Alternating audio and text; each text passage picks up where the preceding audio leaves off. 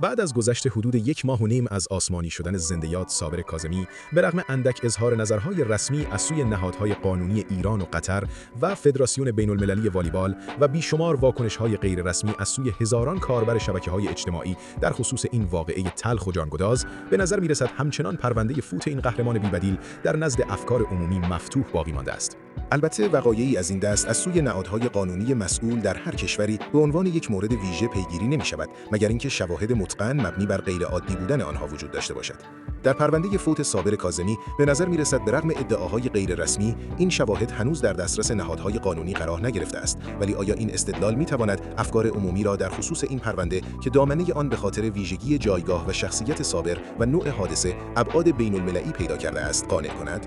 به نظر راغم این سطور، در چنین وقایعی در همه دنیا دو نهاد مستقل از دولت‌ها و حکومت‌ها، یعنی تشکل‌های وکلا و روزنامه‌نگاران مستقل، به نمایندگی از افکار عمومی به این گونه وقایع ورود می‌کنند و نتیجه تحقیقات خود را در معرض افکار عمومی قرار می‌دهند. از آنجا که تاکنون چنین تشکل‌هایی در خصوص پرونده صابر کاظمی نه در قطر و نه در ایران و نه در هیچ کشوری اعلام موضع نکرده است، به نظر می‌رسد این پرونده نیز مثل بسیاری از پرونده‌های دیگر به ورطه فراموشی سپرده شود. همزیستی صرفاً به خاطر ارج گذاشتن به جایگاه و شخصیت زنده‌یاد صابر کاظمی و احترام به احساسات پاک و بی‌شائبه میلیون‌ها نفر از دوستداران آن مرحوم، مبادرت به واکاوی این پرونده بر اساس منابع موثق از طریق هوش مصنوعی کرده است که متن کامل آن در پی می‌آید. قابل ذکر است که محتوای این واکاوی در قالب سلسله ویدئوهایی نیز در شبکه‌های اجتماعی منتشر خواهد شد.